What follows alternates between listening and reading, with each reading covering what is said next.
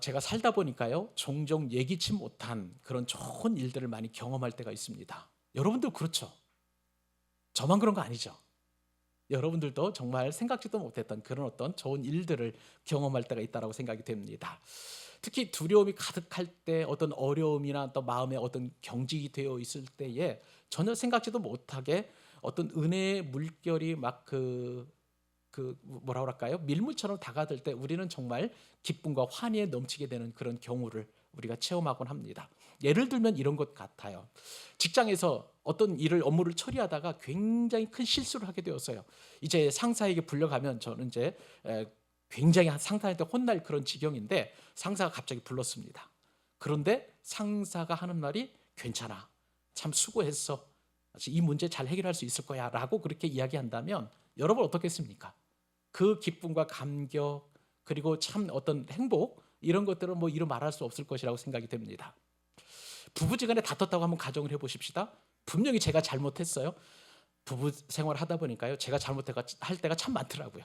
그런데 정말 그 잘못 때문에 전전긍긍하고 어떻게 해야 되나라고 하고 있는데, 제 아내가 불러가지고 괜찮아요, 이 문제 잘 해결될 수 있을 것 같아요라고 이야기한다면, 그때 제가 느꼈던 어떤 기쁨, 즐거운 감정, 이것은 뭐 이루 말할 수 없는 그런 것이라고 할 수가 있겠습니다. 연인들에도 그런 일들이 많이 있을 수 있죠. 다투다가도 정말 내가 용서를 구해야 되는데 상대방이 먼저 용서한다라고 이야기한다면 굉장히 기쁜 그런 일이라고 할 수가 있을 것 같습니다. 사역에도 마찬가지인 것 같아요. 제가 예전에 인천에서 참 어려움을 겪고 중형교회 담임 목사로서 그렇게 나름대로 꿈을 가지고 사역을 펼쳐가다가 장로님들하고 정말 충돌이 많았어요. 순수하게 이렇게 이야기를 해도 장로님들은 오해하고 곡해하고 그런 것들이 자꾸 누적이 되다 보니까 그 교회에서 어쩔 수 없이 쫓겨날 수밖에 없는 그런 상황. 그 상황에서 어디 갈 데도 없고, 당장 이 다음 주부터 주일날 어디서 예배를 드려야 될지, 예배 드릴 그런 어떤 상황이나 처지나 아무것도 준비되지 않은 그런 상황 속에서, 그런데 놀랍게도 하나님께서는 그 어려움에 처해 있는 저의 처지를 아시고 미리 몇 주 전부터 계획을 하고 계셨는데, 서울 광염교회, 여러분들이 잘 아시는 감자탕 교회로 알려진 그 교회에서 이제 교회 개척 담당을 준비하고 계셨는데, 그 담당자로 저를 하나님께서 여기시고 그곳으로 연결시켜 주셔서 이곳에 바로 교회를 개척하게 하신 그때를 생각을 해보면, 그때 그 이야기와 그 제안을 처음 들었을 때 그 감격과 감동은 이루 말할 수 없습니다. 그것을 보면서 제가 어떤 생각을 하게 되었냐면, 인생이라는 것이 이런 것이구나. 늘 우리가 고통 가운데, 고난 가운데, 염려 가운데 살아가지만 하나님께서는 그 상황 속에서도 예기치 않은 그런 환대를 준비하시고, 즐거움과 또 아름다운 잔치를 준비해 주시고, 또 그 상황 속에서 하나님의 놀라운 은혜를 예비해 두셨다고 우리가 생각을 한다면, 우리가 이 땅을 살아갈 수 있는 큰 힘과 은혜를 경험하게 될 것 같습니다. 오늘 본문에 보니까 그 하나님의 환대가 우리에게만 적용된 것이 아니라 이미 수천 년 전에 성경상에서도 그런 일을 하나님께서 준비해 두셨다는 거예요. 이 예기치 않은 환대를 받게 된 사람들은 야곱의 아들들이고요, 또 다른 표현으로 한다면 요셉의 형제들이자 형들이라고 할 수가 있을 것입니다. 여러분, 본문의 이 야곱의 아들들 혹은 요셉의 형들은 사실 굉장히 지금 정서적으로, 감정적으로 죽을 지경이에요, 한마디로. 왜냐하면 우리가 잘 아는 것처럼, 우리 창세기 말씀을 계속 들어오신 우리 교우님들은 잘 아시겠지만, 이제 이 애굽 땅에 기근이 들어서 1년이 지났습니다. 그래서 이 가나안 땅에도 기근이 들다 보니까 먹을 것이 없어서 야곱이 그 아들들을 애굽으로 보내서 곡식을 사 가지고 오도록 했죠. 그 과정 속에서 이제 요셉을 만나고 서로 간에 알지 못하는 그런 상황 속에서 이제 그 형들이, 요셉의 형들이 이제 곡식을 사 가지고 돌아가는 과정 가운데, 그 한 형인 시므온을 감옥에 가두고, 그리고 나머지 그 형들을 보냈는데, 그 과정 속에서 곡식 자루에 돈을 넣었단 말이에요. 그러다 보니까 나중에 이제 그 여관에 가서 풀어보니까 그 안에 다 곡식 자루에 돈이 들어 있는 거예요. 난리 난 거죠. 분명히 값을 지불하고 곡식을 샀다라고 생각을 했는데, 그 돈이 그대로 자루에 들어 있으니, 쉽게 말하면 야곱의 그 아들들의 입장에서 보면 도둑질한 것으로 그렇게 재발이 저리는 그런 심정이었습니다. 근데 또 시간이 지나서 사온 곡식들을 다 먹고 다시 곡식을 사러 가야 되는데 그 사러 가야 하는 이 야곱의 아들들의 입장에서 보면 내려가고 싶겠어요? 분명히 애굽에 가면 그때 왜 돈을 안 내고 곡식을 가져갔느냐 하면서 이게 도둑 취급할 것이고요. 이제 나중에는 이제 목숨을 해할 수 있는 참 기가 막힌 상황 가운데서 다시 곡식을 사러 나가야 되는데, 그런데 오늘 보면 우리가 이제 좀 살펴보겠습니다만은 애굽으로 내려간 그 길 안에서 예기치 못한 환대를 경험하게 됩니다. 요셉의 형들을 자기 집으로 초대를 하는 거예요. 그리고 점심 식사에 그들을 초대를 하였습니다. 그런데 기쁘게 요셉은 그렇게 형들을 초대를 했지만 그 초대를 받는 요셉의 형들은 의아한 거예요. 자신들이 이 애굽의 총리, 그 권세 높고 지체 높은 양반집에 점심을 먹으러 간다? 이것은 틀림없이 우리를 죽이려고 하는 그런 어떤 속셈이라고 생각을 하고 그 안에 이제 그곳으로 가게 되었는데, 결국에는 그곳에서 엄청난 환대를 받고 그리고 요셉과 드디어 이제 회후하는 그 장면이 오늘 본문 가운데 드리워져 있습니다. 제가 어제 순장님들과 이 말씀을 나누면서 이런 말씀을 드린 적이 있었어요. 이 내용은 그렇게 중요한 것 같지 않아요. 성경에서 굉장히 좀 중요하게 여겨야 될 것 같은 그 내용도 하나님께서 압축시켜가지고 그냥 짧은 문장으로 한 줄에 그냥 쫙 그렇게 표현하고 말고, 예를 들면 이런 것이죠. 요셉이 우리가 살펴봤던 것처럼 이제 술 맡은 관원장과 떡 맡은 관원장 꿈을 해몽을 해주고 이제 술 맡은 관원장은 이 해몽대로 이제 복직이 되었습니다. 그러면서 요셉이 부탁했던 것처럼 자신을 기억해달라고 했는데 술 맡은 관원장이 까마득하게 요셉을 잊어버렸잖아요. 얼마 동안? 만 2년 동안. 저는요, 그 요셉이 2년 동안 무엇을 생각하고 하나님께서 그에게 주셨던 꿈을 어떻게 이루어 가실지 그 내용들을 2년 안에 요셉이 고민하고 갈등했던 내용들을 좀 기록해 주었으면 우리가 신앙생활하는데 참 많은 유익이 있었을 것이라 생각이 되는데 그냥 만 2년 후에라고 딱 끝나고 버리고 마는 거예요. 그리고 술 맡은 관원장은 요셉을 잊었더라. 뭐 이렇게 하고 딱 끝나버리고 마는 거예요. 그런데 오늘 본문에 보면 굳이 이 내용, 다시 요셉의 형들이 내려와서 이 곡식을 사러 가는 그 과정을 하나님께서 길게 설명해 주실 필요가 있을 것인가? 그런데 오늘 말씀 딱 보니까요, 예기치 않은 환대라는 관점으로 이 말씀을 쫙 보니까 하나님께서 왜 이 말씀을 기록하셨는지 선명하게 그 맥락을 이해할 수 있게 되더라고요. 사랑하는 여러분, 우리의 인생도요, 이 땅을 살아가다 보면 기쁜 날, 좋은 날, 행복한 날, 즐거운 날, 그런 날이 많습니까? 아니면 고난과 어려움과 힘듦과 고통의 날이 더 많습니까? 제게 보기에는요, 전자인 것 같아요. 물론 기쁨의 날도 많아요. 즐거운 날도 많아요. 그런데 그날은 그냥 쉽게 잊어버리고 그냥 쉽게 지나가는 것 같아요. 그런데 우리가 고민하고 갈등하고 또 생각하고 했던 그런 날들은 참 길게 느껴져요. 우리의 인생이 그런 것이라고 우리가 생각해 본다면 오늘 말씀은요, 하나님께서 저와 여러분에게 그러한 인생을 살아가는 우리에게 능력이 되는 말씀이고 은혜가 되는 말씀이고 축복이 되는 말씀인 줄로 믿으시기 바랍니다. 기대하면서 오늘 말씀을 여러분 들으신다면요, 여러분의 인생 가운데 더 은혜가 넘치는, 하나님께서 나와 함께 하시는구나라는 확실한 그 믿음을 가질 수 있게 된다는 거예요. 그 은혜와 축복을 누리시기를 주님의 이름으로 소원합니다. 자, 그러면 오늘 하나님께 주시는 교훈이 세 가지인데 첫 번째 교훈을 살펴보도록 하십시다. 그것은 뭐냐면요, 우리가 예기치 못한 환대를 기대한다면 제일 먼저 우리가 해야 될 일은 뭐냐면, 따라서 해 보십시다. 내려놓자. 다시 한번 포기하자. 그래요. 하나님께서 우리에게 향한 그 예기치 못한 환대는 우리가 내려놓을 때, 우리가 포기할 때 예기치 못한 환대가 우리에게 주어진다는 사실입니다. 자, 다시 본문으로 돌아갑니다. 형제들이 지금 다시 애굽으로 내려가는 그 상황이 되었어요. 여러분들이 요셉의 형들, 야곱의 아들들이라면 마음이 지금 어떻겠습니까? 굉장히 무거울 거예요. 돈도 이제 뭐 2배로 준비하고 뭐 예물도 준비했습니다만은 그 미래가 어떻게 될지 예측할 수 없는 그런 상황 가운데 있는데요. 그 무거운 마음을 가지고 이제 애굽으로 내려가는 이 야곱의 아들들의 모습이 오늘 본문 15절로 17절까지 기록되어 있는데, 우리 한번 읽었던 말씀이지만 다시 한번 읽어보도록 하십시다. 자, 시작. 그 형제들이 예물을 마련하고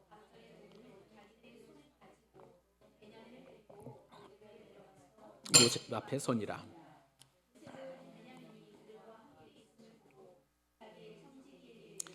이 사람들을 집으로 인도해 드리고 짐승을 잡고 준비하라. 이 사람들이 정오에 나와 함께 먹을 것이니라.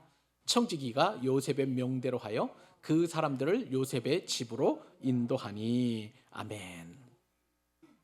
자, 지금 야곱의 아들들은 식량을 구하기 위해서 애굽을 몇 번째 방문하는 건가요? 두 번째예요. 그죠? 두 번째. 지난번엔 곡식을 잘 사가지고 왔고 이제 곡식을 다시 사러 이제 두 번째 애굽을 방문하게 되는데, 그런데 그 출발점을 이 문맥을 좀 살펴보니까 출발점이 있더라는 거예요. 그것은 뭐냐면요, 내려놓음이에요. 포기라는 거예요. 자, 15절 말씀을 보면 그 형제들이 예물을 마련하고 갑절의 돈을 자기들의 손을 가지고, 자, 누구를 데려가나요? 베냐민을 데리고 가는 것을 보게 됩니다. 자, 여러분, 자, 이 말씀에 보면 굉장히 특이한 점이 하나 있어요. 자, 우선 뭐 돈은 당연히 가져가야 되죠. 왜냐하면 곡식값을 치러야 되니까. 그리고 지난번에 곡식값이 제대로 들어왔으니까 하나도 이제 그 한 푼도 이렇게 지불되지 않은 그런 상황이니까 그 돈에다가 새로 곡식을 살 돈, 그러니까 두 배를 가지고 가는 건 당연해요. 거기다가 이제 야곱이 준비시킨 게 있죠. 그 애굽의 총리에게 가서 가지고 가야 될 예물을 준비하라. 그래서 유향, 모략, 그다음에 감복숭아 열매, 또 유향 열매 해가지고 좀 진귀한 그런 어떤 예물들을 준비해 가지고 갔습니다. 자, 거기다가 누구를 데리고 와야 되냐면 여러분, 베냐민이에요. 누구라고요? 제가 이렇게 자꾸 반복해서 강조하는 그 이유가 있습니다. 여러분 잘 아시죠? 베냐민이 누구예요? 베냐민은요, 야곱이 끼고 도는 막내 아들이에요. 자, 왜 이렇게 베냐민이 야곱에게 소중한 인물이냐면, 여러분 잘 아시죠? 야곱에게는 4명의 아내가 있었지만 가장 첫 번째 레아, 이제 라헬의 언니가 되겠죠. 이 레아로부터 많은 자식들도 낳지만 야곱이 가장 사랑하는 그 아내는 조강지처인 첫 번째 아내인 레아가 아니라 두 번째 아내인 라헬이었어요. 왜냐하면 라헬을 처음 보자마자 야곱이 첫눈에 반했고 사랑했던 그 여인이죠. 그러니까 이 여인과 결혼하기 위해서 7년을 정성스럽게 봉사를 했지만, 그러나 이 라반의 집에서 이제 라반이 하는 이야기가 결혼 첫날 밤에 그냥 레아를 첫 번째 아내로 이렇게 붙여준 거잖아요. 그런데 이런 상황 속에서도 라헬을 위해서 또 7년을 더 수고했던 거 야곱이 너무나 잘 알고 있죠. 그러면서 이 라헬을 통해서 낳은 첫 번째 아들이 요셉인데, 요셉은 우리가 잘 아는 것처럼 이 창세기 45장에서의 43장이나 42장에서의 그 야곱에게 있어서 요셉은 잃어버린 아들이에요. 죽었다라고 인정하는 그런 아들이었어요. 자, 그런데 그 아들이 사라지고 나니까 이제 라헬이 이 베냐민을 낳다가 이제 산고로 인해서 죽게 되었는데, 그러다 보니까 하나밖에 없는 이 베냐민은 야곱의 전부라고 할 수가 있는 거예요. 가장 사랑하는 아들, 가장 아끼는 아들, 자신이 가장 사랑했던 여인으로부터 낳은 그 아들이자, 그리고 야곱의 인생의 모든 것이라고 할 수 있을 정도로 그렇게 귀한 아들이 바로 이 베냐민이라고 할 수가 있겠습니다. 자, 그런데 우리가 지난 시간에 살펴보았던 것처럼 이 야곱의 아들들은 애굽으로 다시 내려가는데 이 베냐민을 데리고 가지 않으면 우리는 내려갈 수 없다라고 이야기를 했고, 또 유다가 형제들을 대표해서 만약에 베냐민을 데리고 갔다 다시 데리고 오지 못하면 내 목숨을 담보로 하겠다라고 그렇게 이야기했던 거 우리가 다 기억하고 있습니다. 자, 그렇게 야곱이 베냐민을 포기하면서 이제 애굽으로 내려간 그 상황인데요. 자, 오늘 본문에 보면 여러분 잘 보시면 아시겠습니다만은 베냐민도 함께 내려가는데 다른 형제들과 달라요. 어떤 입장이냐면, 자, 이 본문에 보니까 여기에서 베냐민을 데리고 갔다라고 표현되어 있는데, 이 데리고라는 그 표현이 어떤 의미를 가지고 있냐면, 히브리 말로 라카흐라는 그런 그 동사를 쓰는데, 이것은 무슨 뜻이냐면 취하다, 가져가다는 의미를 가지고 있어요. 자, 지금 요셉의 형들은요, 그 애굽으로 내려가기 위해서 이제 돈을 2배로 취해서 가지고 간 거예요. 그리고 예물들을 취해서 가지고 간 거예요. 똑같이 베냐민도 취해서 데리고 간 것을 보게 됩니다. 쉽게 말하면 베냐민은 요셉에게 가지고 가야 할, 취해서 가지고 가야 할 선물이라는 개념으로 지금 데리고 가는 거예요. 이해가 되시나요? 자, 그런데 그렇게 선물로 데려감을 당하고 있는 베냐민은 어떤 말을 해야 하지 않겠어요? 아버지한테 아버지가 저를 가장 사랑하지 않아요? 그런데 저를 이렇게 선물로 데리고 간다면, 보낸다면 이게 말이 되는 거예요? 아버지한테 따지지도 않고요. 또 형들에게 어떤 뭐라 그럴까요? 원망이나 불평도 하지 않아요. 아무 말도 하지 않고 그냥 그대로 선물로 요셉에게, 애굽 총리에게 지금 데려감을 당하고 있는 것을 보게 됩니다. 굉장히 특이하다라고 저는 이 말씀을 묵상하면서 생각을 하게 되었습니다. 자, 그런데 여기에 또 하나님의 은혜가 있게 되는 것입니다. 자, 우선 하나님의 환대. 저는요, 이 요셉의 이 형들을 환대하는 것을 하나님의 환대로 이렇게 보고 싶습니다. 왜냐하면 이 단어들을 연구를 해보니까 하나님과 연관된 단어들이 의외로 많이 있다는 것을 보게 됩니다. 자, 그런데 이 하나님의 환대 혹은 요셉의 환대를 받기 위해서 가장 먼저 전제되었던 것은 뭐냐면, 야곱이 가장 아끼는 아들 누구라고요? 베냐민을 포기했다는 거예요. 베냐민을 내려놓았다는 거예요. 그러니까 이 요셉의 환대의 시작은 바로 이 야곱의 베냐민 포기로부터 시작되었다는 것을 우리가 이 말씀을 통해서 깨닫게 되는 거예요. 사랑하는 여러분, 저는요, 이 말씀을 준비해 보면서 우리 사랑하는 광교사님께 모든 예배자들, 또 이 말씀을 듣는 모든 하나님의 백성들이 하나님의 환대를 받기를 축복합니다. 근데 그 환대를 받기 위해서는 가장 먼저 전제되어야 될 것은 뭐냐면, 내가 하나님보다 더 사랑했던 것들, 그것이 건강이면 건강, 그것이 자식이면 자식, 그것이 명예이면 명예, 그것이 어떤 재물이나 혹은 돈이면 그 손으로 꽉 잡았던 것들, 나의 베냐민 같은 그런 존재들을 그냥 탁 내려놓을 때, 그것을 포기할 때, 그때부터 하나님의 환대가 시작된다는 사실입니다. 이 사실을 믿으시기 바랍니다. 하나님의 환대는요, 내가 이것 아니면 안 된다고 쥐어잡으면 쥐어잡을수록 이것보다도 훨씬 크고 더 영광스럽고 더 놀라운 환대를 받지 못하게 하는 불신앙이에요. 하나님은 이것을 너무나 싫어하신다는 거예요. 하나님께서는요, 이 야곱이 이 베냐민을 포기할 때 그때부터 환대를 준비하신 것이라고 볼 수가 있겠습니다. 자, 여러분, 이렇게 하나님께서 야곱이 포기하자마자 이제 하나님께서는 그 환대의 문을 활짝 열어주셨는데, 자, 그런데 그 환대가 결코 순탄하지 않아요. 굉장히 팽팽한 긴장감이 오늘 본문에서 흐르고 있는 것을 보게 됩니다. 자, 우선 우여곡절 끝에 아버지를 설득을 해서 이제 베냐민을 데리고 요셉의 형제들이 이제 애굽으로 내려갔습니다. 자, 1차 양식을 구할 때와 달리 곡식 자루에는 돈이 2배가 들어 있었겠죠? 그리고 또 이제 그 예물도 준비했지만, 그러나 말씀을 드린 것처럼 야곱의 아들들의 마음은 무거웠어요. 왜냐하면 1차로 곡식을 사가지고 돌아올 때 돈이 그 안에, 자신들이 알지도 못하는 돈이 그 안에 들어 있었기 때문에 그런 것이죠. 그러니까 다시 내려갈 때는 마음이 얼마나 무거운지 모릅니다. 자, 이런 상황에서 이제 드디어 요셉과 그리고 야곱의 아들들이 만나게 됐는데, 여러분, 여기서 어떤 말씀을 좀 주목해서 보셔야 되냐면 16절 상반절 한번 보십시오. 이렇게 표현하고 있습니다. 요셉은 베냐민이 그들과 함께 있음을 어떻게 했다고요? 보았고. 자, 이게 무슨 얘기냐면요, 자, 요셉에게는 자신의 형들이 무거운 마음을 가지고 있느냐, 이거는 관심이 없어요. 요셉이 보는 거 그것은 아니고, 내 동생 베냐민이 함께 있는지 없는지를 가장 먼저 본 거예요. 그러니까 야곱이 포기해서 베냐민을 보냈으니 요셉의 입장에서 보면 그것을 제일 먼저 보게 되었다는 거예요.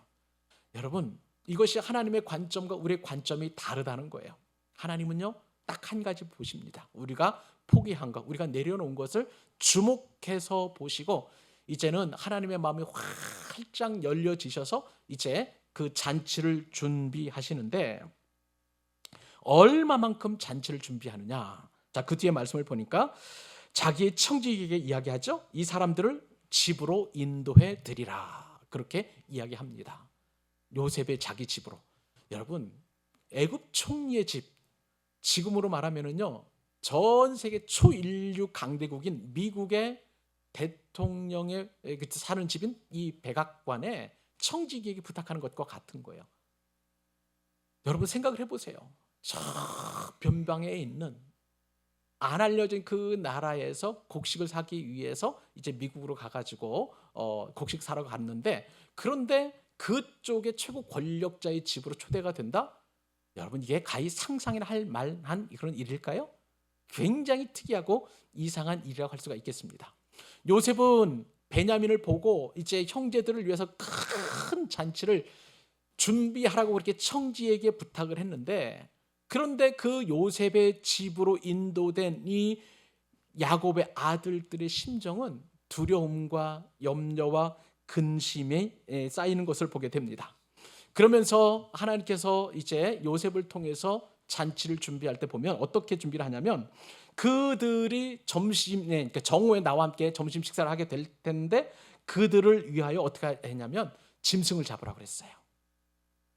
여기서 잡으라는 단어가 샤트라는 단어를 쓰는데, 하나님께 제사를 드릴 때 짐승을 잡는 거하고 똑같은 거예요. 쉽게 말하면은 요셉은 지금 자신의 형들을 위하여 하나님의 은혜를 베푸는 그 개념으로 지금 짐승을 잡으라고 명령하고 있는 것을 보게 됩니다. 그러니 여러분, 이 말씀을 통해서 요셉은 잔치를 벌이지만 그 잔치는 사실은 하나님께서 야곱의 아들들을 위한 잔치였다는 것을 우리가 알게 되는 것이죠. 여러분, 우리 한 가지만 생각하십시다.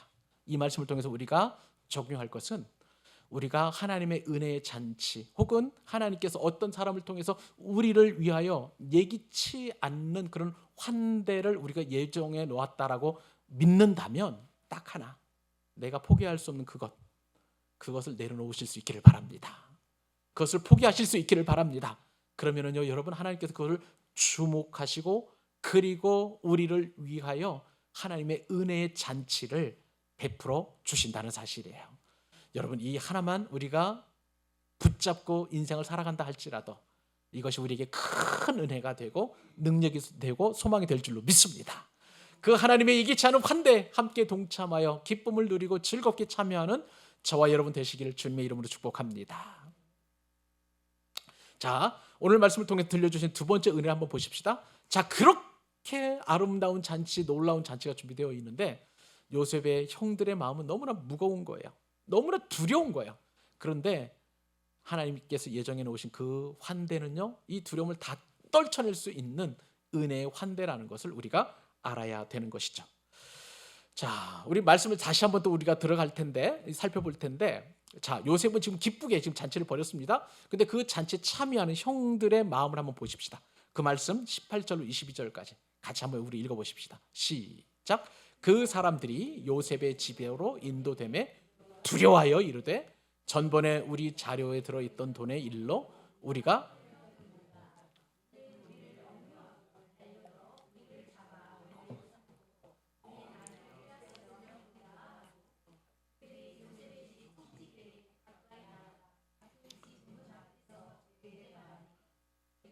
내 주여, 우리가 전번에 내려와서 양식을 사가지고 여관에 이르러 자루를 풀어본즉 각 사람의 돈이 전에 그대로 자루 아귀에 있기로 우리가 도로 가져왔고, 양식 살 다른 돈도 우리가 가지고 내려왔나이다. 우리의 돈을 우리 자루에 넣은 자는 누구인지 우리가 알지 못하나이다. 아멘. 자, 여러분, 우리 찬송가 한번 생각을 해보십시다. 나의 갈 길 다가도록 예수 인도하시니, 뭐 그 다음에 우리 가사 잘 알죠? 자, 무슨 일을 만나든지 어떻게 되는 거예요? 우리는 그러면 만사 형통하잖아요. 이제 그것이 우리가 잘 부르는 찬송이라고 할 수가 있겠습니다. 하나님의 백성은 그런 길을 걸어가야 되는 것이죠. 자, 그런데 오늘 본문에 보니까 요셉의 형들은 그 길을 걸어가지 못하고 있어요. 분명히 하나님의 백성들입니다. 그런데 이들은 요셉의 초대를 받고 요셉의 집으로 가는 그 길이 무슨 일을 만나든지 만사 형통하리라가 아니에요. 무슨 일을 만나든지 두렵고 떨리고 무서운 그 마음이 계속 되고 있는 것을 보게 됩니다. 왜 그럴까요? 왜 이렇게 야곱의 아들들은 곡식을 사러 내려간 그 과정이 이렇게 험난하고 두렵고 무서운 일일까요? 그것은요, 이 땅을 살아갈 때 우리가 살아가는 모습하고 굉장히 비슷하다고 할 수가 있겠습니다. 죄 지은 사람은 무슨 일을 만나든지 만사 형통하는 것이 아니라 무슨 일을 만나면 너무 두려운 거예요. 왜냐하면 그 죄가 들켰지는 않았을까. 잘 되면 잘 돼서 두렵고 안 되면 안 돼서 두려운 것이 죄 지은 사람의 특징이라고 할 수가 있는 거예요. 늘 그 죄의식 때문에 얼마나 두렵고 무섭게 살아가는지 모릅니다. 심지어 그렇게 죄의식조차 느끼지 못한다면 양심에 화인 맞은 사람이라고 할 수가 있겠죠. 그 사람에게는 더 이상 방법이 없는 거예요. 하나님께서 그냥 그대로 자연스럽게 살다가 나중에는 지옥불을 떨어뜨리는 엄청난 이제 저주를 받게 되는데, 그런 것이 아니라 우리가 하나님의 백성이고 우리가 죄를 지었을 때는 늘 마음에 부담감이 있고 이 죄로 말미암아 참 고통스러운 것이 사실입니다.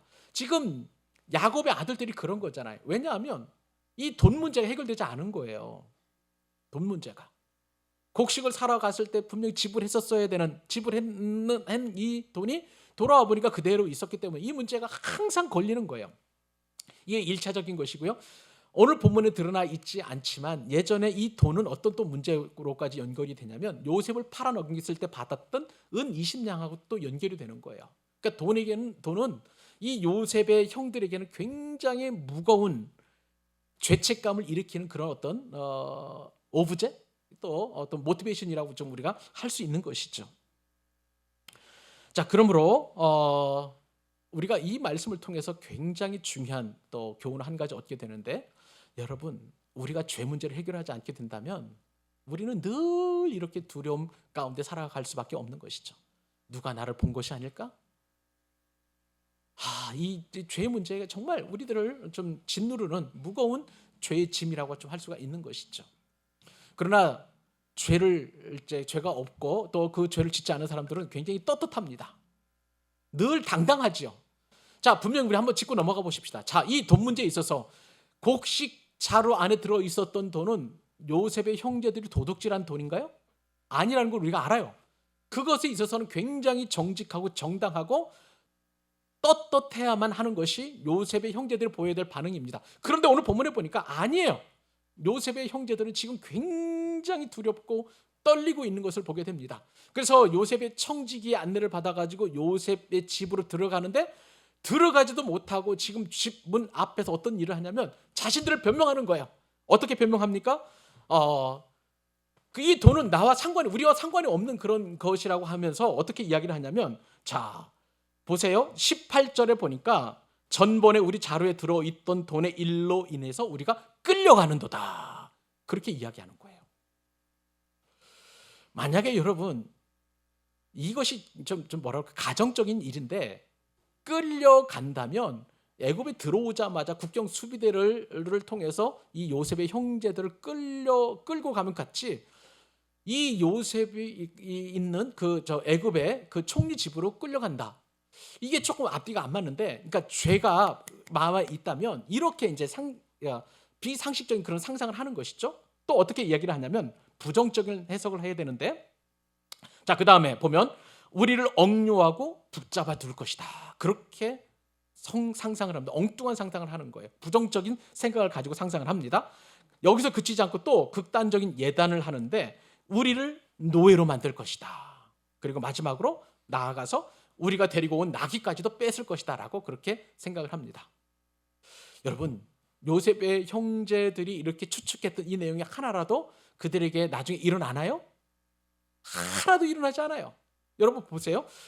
요셉의 형제들 끌려간 것도 아니고, 그리고 억류하고 붙잡을 것도 아니고, 그리고 노예로 만들 것도 아니고, 낙타를 끊어가지고 그다음에 요셉이 그것을 취할 것도 아닌데, 애굽 총리가 취할 것도 아닌데, 이렇게 돈 문제로 인하여 뭐가 조금 뒤끝이 깨끗하지 못한 사람들 입장에서 보면 모든 것을 다 부정적으로 그리고 예측하고 예단하고 하는 것을 보게 됩니다.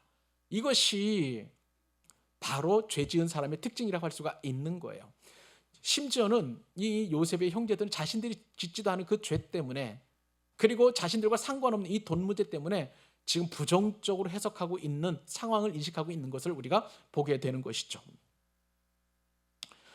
자, 이런 상황에서 형들은 요셉의 집으로 초대받은 것을 재앙의 전조로 해석하고 있는 것입니다. 여러분, 인생을 살다 보면은요, 굉장히 부정적일 때가 있어요. 저 사람이 나를 어떻게 할 것 같아. 내가 만약에 이렇게 해서 이런 결정을 내리게 되면 그 일 때문에 내가 어떤 나쁜 일을 경험하게 될 거야. 이렇게 미리 예단하고 예측하지 않기를 주님의 이름으로 축복합니다. 그런 일은 일어나지 않을 거예요. 여러분들의 그 상상일 뿐이에요. 이것은요, 분명하게 죄를 문제를 해결한 사람들에게는 절대 일어나지 않은 일이라는 것을 여러분 기억하실 수 있기를 바랍니다. 하나님은 저와 여러분이 죄책감 속에 빠져가지고 그 안에서 부정적인 해석을 하고 부정적인 예측을 하고 부정적으로 미래를 예단하는 것을 전혀 원치 아니하신다는 거예요. 그러나 지금 요셉의 형제들은 하나님과 상관없이 나 보니까 이렇게 부정적인 해석을 하고 있는 것을 보게 됩니다. 그러면서 드는 생각은 뭐냐면, 이 불행이라는 것은 남이 나에게 만들어주는 게 아니라 내가 스스로 만들어간다는 생각을 한번 해보게 됩니다. 요셉의 형제들에게 애굽의 총리가 불행을 주려고 하는 것도 아니에요. 요셉의 청지기가 그 요셉의 형들에게 이렇게 또 나쁜 그런 어떤 것으로 하려고 하는 것도 아닙니다. 그런데 지레 짐작 겁을 먹고 두려워하면서 이렇게 부정적인 해석을 해나가는 그런 요셉의 형들의 모습을 우리가 보게 되는 것이죠. 여러분, 내가 이러다 하나님께 저주를 받지, 내가 이러다 암에 걸리지, 이런 생각이 든다면 근본을 잘 생각을 해보세요. 내가 이렇게 부정적으로 판단하고 예단하고 있는 그 문제의 뿌리에는 하나님에 대한 불신과 죄를 문제를 해결하지 않은 그런 근본적인 문제가 있다는 것을 늘 기억하실 수 있기를 바랍니다. 이렇게 불안하자 이제 요셉의 형들은 이 불안한 마음을 없이 하려고 요셉의 청직에게 자초지종을 쫙 설명을 합니다. 내가 예전에 우리가 1차적으로 곡식 사러 왔을 때요, 분명히 곡식 자루에 돈을 넣어서 지불을 했는데요, 가다 보니까 나중에 보니까 그 곡식 자루 안에 우리가 드렸던 돈이 들어 있습니다 라고 그렇게 설명을 하는 거예요. 한낱 청직에 불과한 사람에게 자신들의 억울함과 변명을, 그리고 자신들의 뜻과 상관없이 일어났던 일임을 쫙 얘기하고 있는 것을 보게 됩니다. 사랑하는 여러분, 우리는 이 모습을 보면서 요셉의 형들은 고난에 부딪혔을 때 진실을 말하고 있다는 사실도 기억하실 수 있기를 바랍니다. 여러분, 이게 무슨 얘기인가요? 우리는요, 건강하고 또 잘 되는 것 같고 그리고 또 뭐 이제 형통한 것 같으면 절대 우리가 진실을 말하지 않아요. 하나님이 두렵지 않습니다. 그저 잘 살아가고 있지, 내가 이렇게 했으니까, 노력했으니까 열매 잘 맺고 있는 거겠지라고 그렇게 당연하게 여기는 거예요. 하나님과 상관없이 그렇게 행동하고 판단합니다. 그런데 우리가 고난에 닥치고 되면, 어떤 어려운 환경에 부닥치게 되면 반드시 우리가 하나님 앞에서 이 문제를 해결하려고 하는 것인데, 그렇게 보면은요, 여러분, 우리에게 닥친 이 고난이 오히려 우리에게 축복이 된다는 사실을 기억하실 수 있기를 바랍니다. 하나님은 어쩌면 우리에게 그 진실된 그리고 정직한 모습, 그리고 진실된 모습을 보시기 위해서 우리 가운데 고난을 주시고 어려움을 주실 수 있다는 거예요. 마음의 두려움을 주시고 이 죄 문제를 해결하기 원하시는 그런 마음도 주시고, 이런 것들이 하나님께서 우리에게 주시는 놀라운 은혜의 방편이라는 것을 기억하셨으면 참 좋겠습니다. 여러분, 하나님께서 나중에 이제 우리가 뒤에 본문을 보시면 아시겠지만, 하나님께서 요셉의 집 앞으로 인도해서 요셉의 집을 불러드릴 때에는 엄청난 잔치를 준비해 놓으셨는데, 그 잔치는 우리의 두려움과 염려와 근심과 걱정과 고난과 역경을 다 이겨내는 엄청난 은혜의 환대라는 사실이에요. 그래서 여러분의 인생 가운데 또 우리의 삶 가운데 다가왔던 그런 어떤 어려움들이 있다면 거기에만 집중하지 마시기 바랍니다. 그 환경과 상황을 만들어 가시는 하나님의 놀라운 섭리, 그리고 그 섭리를 통해서 우리를 어떻게 환대하시는지 하나님의 뜻을 발견하실 수 있기를 바랍니다. 그 환대는 우리의 두려움을 능히 이기고도 남는 은혜의 환대라는 사실입니다. 그 사실을 기억하는 저와 여러분 되실 수 있기를 바랍니다. 마지막 하나, 간단하게 또 하나님께서 우리를 위한 환대를 한 가지 더 살펴보도록 하겠습니다. 우리가 예기치 못하는 환대, 하나님으로부터 환대를 받는다면 이 땅에서 받을 수 있는 가장 큰 복은 뭐냐면요, 따라서 해보십시다. 샬롬. 샬롬이에요. 평안입니다. 자, 오늘 이 말씀을 이제 들으면서 요셉의 형제들이 지금 이 두려운 상황에서 가장 하나님의 복이란 어떤 복을 여러분 원한다고 생각하세요? 안심하라예요. 안심하라. 그 문제 때문에 걱정하지 말라는 건데, 자, 그 말씀 우리 23절과 24절 같이 한번 읽어주시기 바랍니다. 마지막 읽어주세요. 시작. 그가 이르되 너희는 안심하라.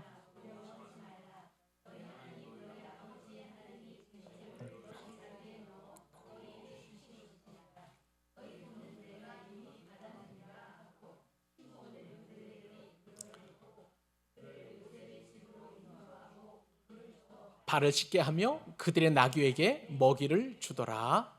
아멘. 자, 요셉의 형들의 이야기를 쫙 다 들었어요. 누가요? 요셉의 청지기가. 들은 다음에 어떻게 이야기를 하냐면 안심하라, 두려워하지 말라.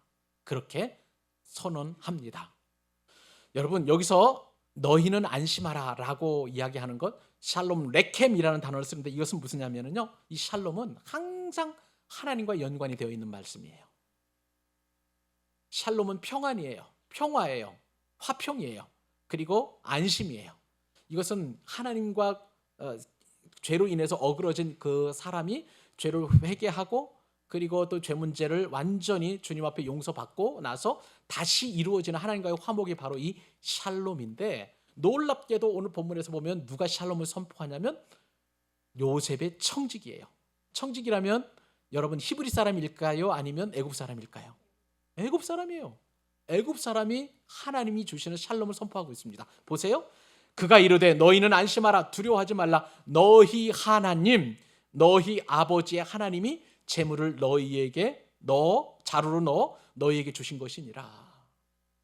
하나님께서 그 자루에 돈을 넣어 주셨으니 너희는 안심하라 라고 그렇게 선포하고 있는 거예요. 여러분, 이렇게 두려워하고 염려하고 근심하는 요셉의 형들이 가장 듣고 싶었던 그런 어떤 그 말이라면 너희는 안심하여 샬롬이야 라고 하는 그 말이라는 것입니다. 여러분, 하나님은요 우리에게 이러한 샬롬을 항상 준비하고 계십니다. 우리가 사망의 음침한 골짜기로 간다 할지라도, 인생의 어려운 역경에서 나락으로 떨어지고 마음이 무겁고 힘든 그런 상황 속에 있다 할지라도 항상 우리에게 샬롬을 준비해 주고 계시는데요, 우리가 전혀 예측하지 못한 상황에서, 우리가 전혀 예상하지 못한 그 환경에서 안심하라, 내니 두려워하지 말라라고 말씀해 주신다는 사실이에요. 이 시간 혹시 인생의 어떤 문제 가운데 두려움이 있거나 염려가 있다면 하나님이 얘기해 주신 우리가 예측할 수 없는 샬롬을 경험하실 수 있기를 바랍니다. 하나님께서 여러분에게 평안하라, 우리에게 주시는 그 평안은요 세상을 이기신 예수님이 저와 여러분에게 주시는 샬롬인 줄로 믿습니다. 저는요 요셉의 이 예기치 않은 환대를 통해서 어떤 또 꿈을 꾸었냐면, 이 요셉의 집은 하나님의 집을 예표하는 것이라고 생각이 되었습니다. 요셉의 집에 초대되었는데, 근데 요셉의 형들은 그 하나님의 집에 들어가는 일에 굉장히 두려워했어요. 왜냐하면 이 돈 문제 때문에. 그런데 야곱의 그 요셉의 청지기들이 아니야, 안심하고 두려워하지 말고 안심해, 하나님이 너희 아버지 하나님께서 너희에게 이것을 주신 거야, 이 돈 문제는 해결됐어 라고 그렇게 얘기해 준 다음에 이제 요셉의 베푼 그 잔치에 들어가서 먹고 마시고 즐기고 교제하는 것을 보게 됩니다. 하나님께서는요 우리에게 이처럼 예수님을 통해서 놀라운 환대를 우리 가운데 준비해 주신 줄 믿으시기 바랍니다. 예수님의 보혈을 덧입었음에도 불구하고 우리는 늘 삶에 조마조마한 거예요. 내 삶이 너무 힘들고 어렵고 고통스럽고, 그러다 보니까 하나님 주시는 샬롬은 온데간데 없이 사라지고 문제가 더 커 보이니까 하나님이 주신 샬롬은 아주 작게만 느껴지고, 그것이 우리가 무기력하게 살아가는 굉장히 중요한 이유 가운데 하나라고 볼 수가 있겠습니다. 아니에요. 하나님께서 말씀하십니다. 안심하라, 두려워하지 말라, 내가 너를 위하여 샬롬을 준비해 놓았다. 사랑하는 여러분, 이번 한 주간 어떤 일이 우리에게 벌어지고 닥친다 할지라도 하나님은 여러분과 함께 하시고 샬롬을 여러분에게 허락해 주실 것입니다. 여러분 보세요. 요셉의 집 문 앞에서 지금 이렇게 두려워하고 염려하고 있었을 때 아직도 요셉의 집 안으로 그 안에 들어가지 못하고 있었어요. 언제 들어갑니까? 자, 이 샬롬이 선포된 이후의 24절 말씀만 다시 한번 읽어볼까요? 그들을 요셉의 집으로 인도하고 물을 주어 발을 씻게 하며 그들의 나귀에게 먹이를 주더라. 요셉의 형들은요 지금 요셉의 집 안으로 들어가지 못하고 문 앞에서 지금 그 청지기와 계속 얘기한 거예요.